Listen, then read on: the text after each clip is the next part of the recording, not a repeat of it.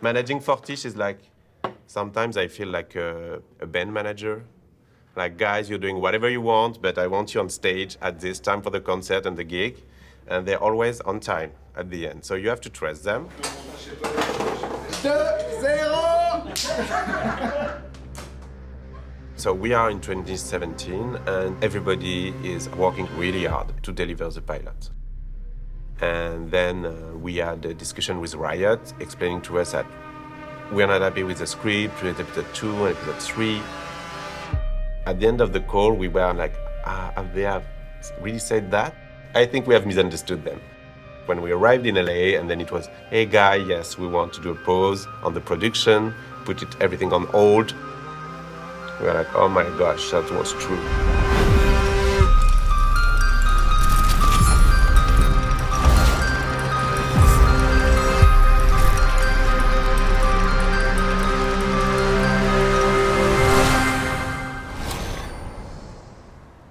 Everything is going to shit right now.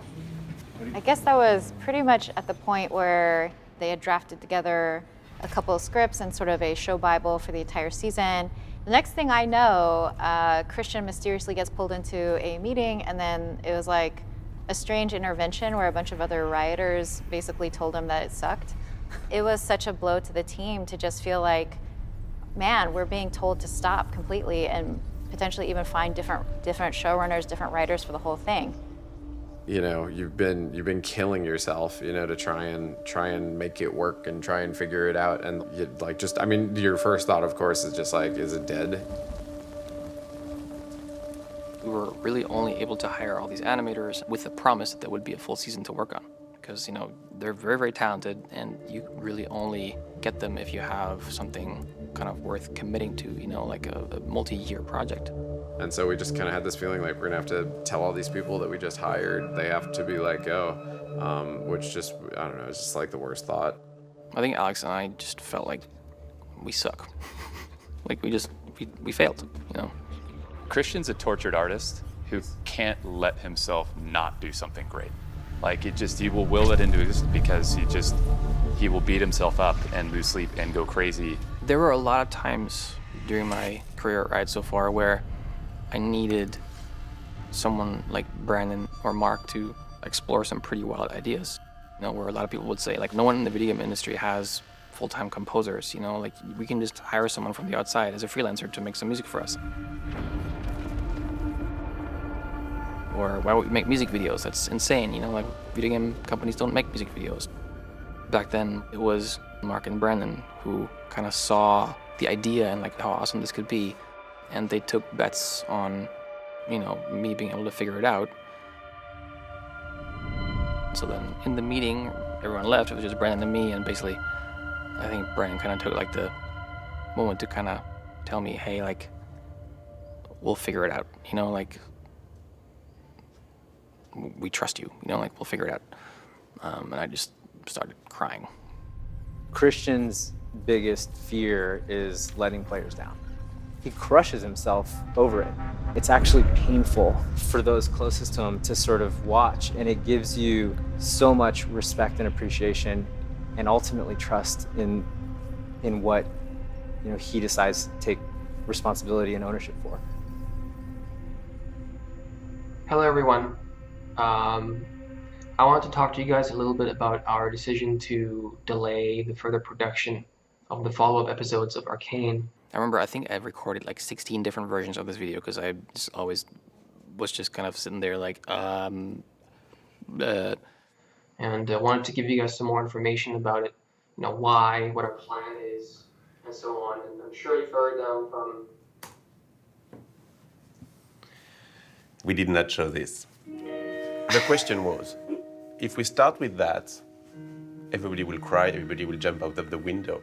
I finally made a version of the video that I felt like was okay, and I sent it to them, only to learn a few weeks later that they were like, yeah, we never showed it to anyone because you just look so depressed. You look like you want to kill yourself. Like, how could we ever show that to anyone? So it was like a harsh time.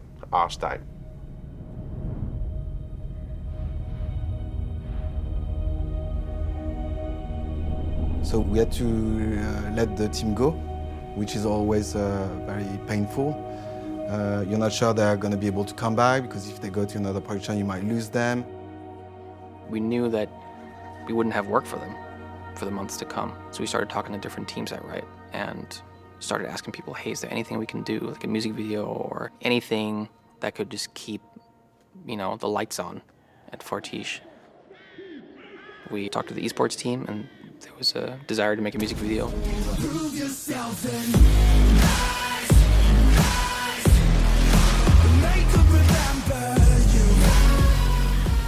Which became the Rise music video. And then we started talking to the music team and they were working on something like a crazy idea about a K-pop group.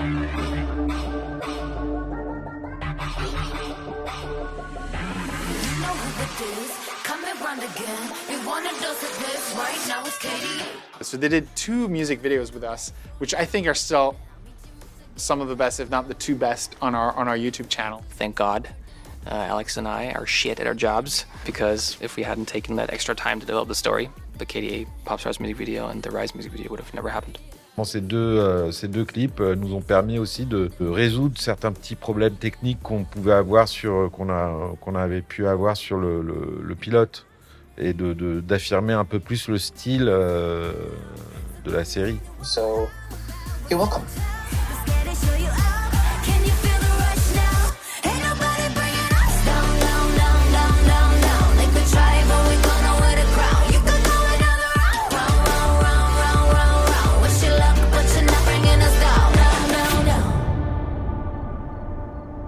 Poor cripple from the Undercity.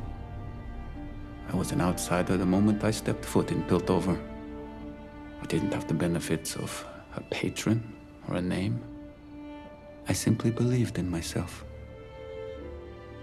At that point, the idea was I had to replace myself as like the person in charge of figuring out the story. Of course, you know, it was me and Alex, but I was responsible. We just knew we had to hire someone who's experienced as a showrunner and as writers and that kind of stuff. And that's what we tried to do. Except we couldn't really find anyone. 6 years ago, if you pitched that the video company was gonna do like an animated series that is looking for like drama screenwriters, no one really showed up. Or it was just, you know, people were in for the wrong reasons, you know, where it was like, well, I mean, League of Legends and Riot is big, but they didn't really care about the characters that much. So we looked for quite a while, and at some point, we just felt like maybe we'll just kind of have to try again, but be less shitty. And then, yeah, I mean, it was just start over, you know, like kind of like look what we do. That's when we started talking to showrunners, you know, like who could we bring in to just be an advisor. That's when we found Monica Macer. You know, she was a showrunner. She worked on Lost, was someone who was really passionate about mentoring people, and she really helped us find the right way to realize our vision, you know, without necessarily being like, here's what you have to do. More just about here's all about the process of how to craft a season, how to think about developing characters. And then we hired, you know, a bunch of writers who'd worked in various capacities in TV. So, you know, Amanda was one of those writers. Oh, I know. It's so good. It's so good.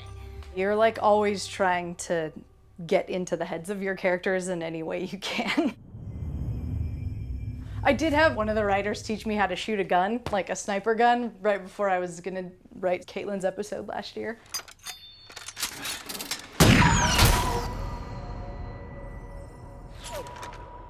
We're in my house, and I have a little office here where I do my writing. Nice. Can you show me that? Sure. Through the kitchen, into my nook. I have these lights I turn on at night to sort of inspire me. There we go. They'll have scripts that they'll send over to you as kind of a sample of their work. And Amanda, I think with hers, it was comic book video game scientist. And her story was about a future world where we've colonized the moon. And I was like, this seems like it could be a good fit for us. I would prefer not to have a punching bag in my living room, but that's just what we do right now. So I actually never thought about how my kung fu translates to learning how Vi's a fighter. Rotten luck, boys. But there's a fight scene in episode 5 of season 1, which is the episode I wrote. One of the things I'm like so proud of is it's like between two women with like a different body type, like both like really muscular. They're doing moves that you haven't necessarily seen women do before on screen. I always think of fight scenes as like being just like another talking drama scene. Like there has to be a turn, there has to be motivations, you have to learn something new about the character in the fight that you didn't know before. I'll give her your regards.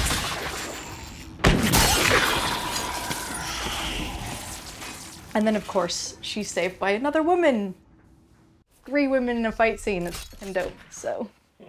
Amanda has a really honest voice in her dialogue that is just really grounded emotionally. I remember this moment when Alex and I were really wrestling with the last words that Jinx was saying to Vi in season 1. And then like Amanda took the script and solved it in like, I don't know, an hour. I thought maybe you could love me like you used to. Even though I'm different.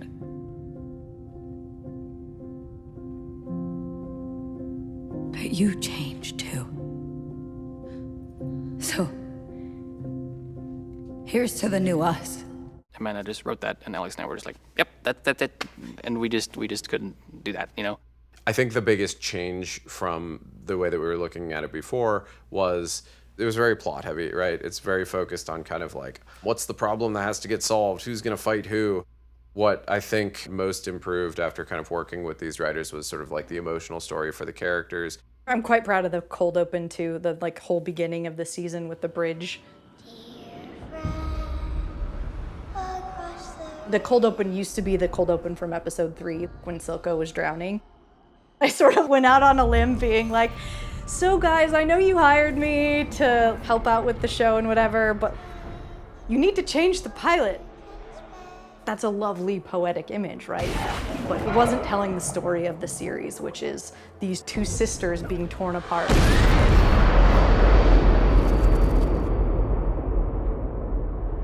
That's when I came in as a CEO, taking this big role with the idea of becoming a multi-game developer and a multi-game publisher, which on its own is a really difficult challenge to go from that one hit to multiple games. And then there was this little curveball, and by the way, we have this TV show, which probably is going to cost us, you know, a massive 9-digit budget. There is a lot of risk in this. To be completely honest, Niccolo and I were always on like completely opposite spectrums. He's a business person. He's someone who's just extremely smart in like a rational way. He doesn't really let himself get carried away by like his emotions or like by his own personal attachment to anything. And I'm the opposite. I always have opinions. I'm always, you know, emotionally attached to the stuff that I work on. I'm an artiste, I guess. Christian, actually, I remember I bring him in my office to say, hey, we've decided if we're gonna fund you for a full season. He had done the pilot, and you know we paused, and I told him like we're not gonna fund a full season for Arcane. And then I told him like I think it's really important you understand why, because you and I can be on a different page, but it's very important you understand where I'm coming from. And the reason I'm not going to validate you to move to a full season is because I'm going to allow you to move to multiple seasons. And so I kind of trolled him a bit. He pulled a bit of a prank. And I think he was really pissed at me for this. So yeah, he definitely gave me the trust that I needed to build and develop Arcane the way that Fortiche and our team at Riot needed to do it, you know, which was not the easy way, but like really this like pursuit of like, hey, this is what we think our audience wants, and it's ambitious and crazy, but we need you to trust us, and he did. You need to stay committed to players because nothing's going to be easy. There will be many moments where you want to give up. I know Christian went through this multiple times, we went through this multiple times, and you need to have the grit and the courage to continue for players. So. As we were looking at trying to scale a lot more and We had season 1 in production, and we started to think about how are we gonna do the first development of season 2 at the same time. That's when we started looking for someone to help figuring out the production scale a bit more. It was tough because we couldn't find the right culture fit. A lot of people kind of shied away from like, hey, this isn't normal TV, this isn't normal animation. I think I'm just gonna go, insert any animation studio out there, right? But finally, one time I got connected with a woman named Melinda Dilger. Hey guys, come on in. Welcome to Casa de Dilger. I work here because of COVID. This is Willie Nelson. He's the boss of Arcane right here. He's in all the meetings. He loves it. He loves his job. Yes. I just loved talking to her. She had such a warm energy. She just also had experience. Like, I mentioned some of the issues that we were dealing with, and she seemed unfazed by it. This is where all my meetings happen. It's very exciting. This is where I burn off my energy. And I got that when I worked on Mary Poppins Returns, which is kind of cool. Yeah. I remember sitting down all of the stakeholders, and I think I literally told them, you better not fuck this up. I like her, she's awesome. If you fuck this up, I'm gonna kill you. I was producing by the time I was 24. That was when I was really young. I worked on Darkwing Duck. That was my very first animated show to be on as a production assistant. I was working on Goof Troop, Aladdin. I won an Annie Award. That's kind of a big deal right here. This is very proud of this. Very nice. I know whenever people tell me, they're like, oh my gosh, I watched that as a child. I'm like, oh, I'm so old, but it's okay. No. It's okay. Now everybody looks at me and they say, we're so glad we have somebody with so much experience on the show, which really equates to old, but it's okay. I can take it, Riot's a very young company. And I am rolling. All right, I think you've had enough, mate. Yeah, the team health when I first started wasn't so great. Everyone was like, I was like, man, this team, they need some loving. They need some loving. Making the show that we kind of set out with Arcane, with the right designs for these characters that work in our IP, this fantasy world. The pursuit of creative work is complex. If your expectation is that you're gonna work on something creatively where you're gonna have no pressure or no feeling of like being overwhelmed at times, then you're working on something the world is gonna forget. By then, I think I was super exhausted because I was like 3 years into the project or something. I know Christian was exhausted, Alex was beat, and like she brought in that new energy and just sort of this like, yep, let's pick it up and let's go. How are you guys feeling? Are you exhausted? Right? Are you okay to keep going? From what I was hearing, it was just taking them a long time to kind of get their bearings. And let's face it, Fortiche, our animation partner studio in Paris, they had also never produced a series. So you have a bunch of newbies trying to figure this out, and lo and behold, it is really a difficult process, and it's a challenging one, even for those of us that have been in the business for a really long time.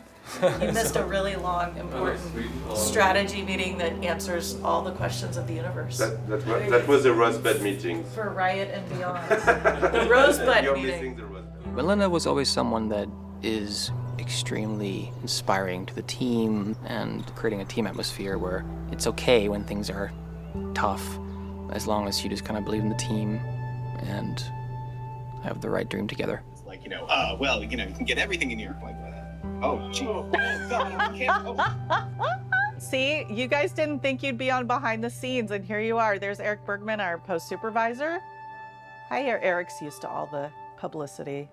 Eric, you're on mute. See, this is what we do every Zoom call. Hello. Somebody's always on mute. Hi, nice to meet you. I just came in and kind of rolled up my sleeves and went from department by department, just trying to get everybody together and get to know each individual on the team as a person. This is a French studio and there's no wine, but you have IPA. It's like there's two teams, the beer team and the wine team. Well, where's the wine? And that's part of building team trust. And then you can start to actually solve the problems. Dig deep. That's what you gotta do. So this is our production schedule. In March of 2020, that's when this started. and then it goes all the way through the last episode. Because this is the first series Riot's ever done, a lot of things are getting figured out and developed as we go along in production. So it's taking a little bit longer than it typically would on a television series that's all thought out, everything's figured out way ahead of time. This is like, how can we make this more unique and more special than any other show on television? Let's take our time and do it right. And if it takes us a little bit longer to get those scripts done, that's what we do. There's a natural balance of power, and you just gave everybody nukes. Congratulations, you fucked up, right? This is the thing that's always been a little fuzzy to me, is just kind of how we end this episode with the Victor Singe thing. Yes, I would love to bring Vi back into Caitlin's mind in this episode in some way. I wrote like something about missing Vi that I have not solved yet either. Yeah. And to kind of like take the IP that's there from the games and turn it into something really awesome for television is a challenge. They're gonna spend more money than most people to get it there, but they're doing it because they love the players and they want the players to be happy. And it's special. It's like you don't just see them as these little tiny things walking across the screen. By putting them on television, they have soul and they're deep and you can relate to them.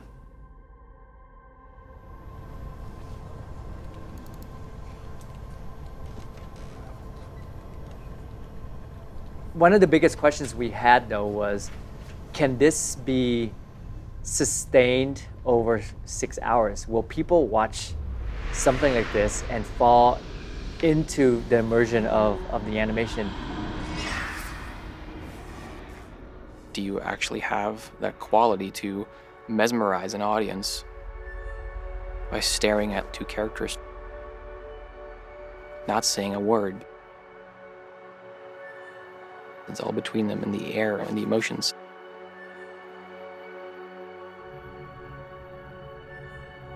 We all want to take animation to this place of mature drama, subtlety and nuance, style and innovation, but it doesn't exist, and I think we together can do it.